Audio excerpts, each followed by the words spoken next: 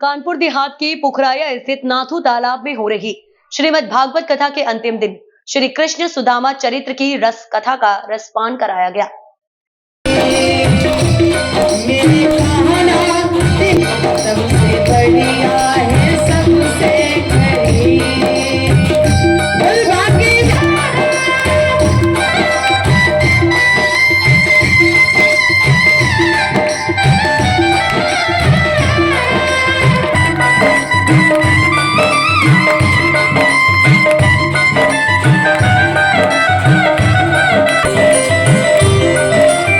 वृंदावन धाम से पधारी कथावाचिका विशाखा सखी ने कहा कि गरीबी को एक रोटी का टुकड़ा खिलाने से मानव को स्वर्ग के द्वार तक ले जाता है।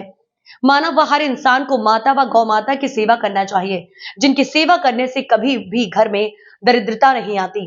नाथू तालाब मंदिर परिसर पुखराया में चल रही श्रीमद् भागवत कथा के अंतर्गत अंतिम दिन श्रीमद् भागवत कथा कृष्ण सुदामा चरित्र की कथा सुना रही थी।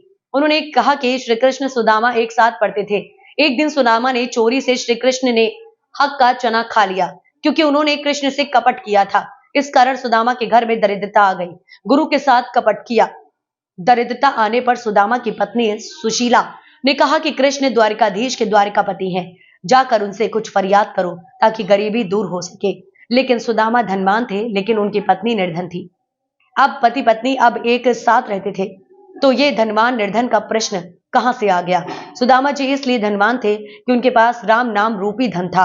सुदामा अपनी पत्नी से कहने पर द्वारिकापुरी पहुंचे, जहां पर श्री कृष्ण सुदामा का नाम सुनते ही नंगे पैर द्वार पर आए और सुदामा की आंसू से चरण धोकर चरणामृत बनाया।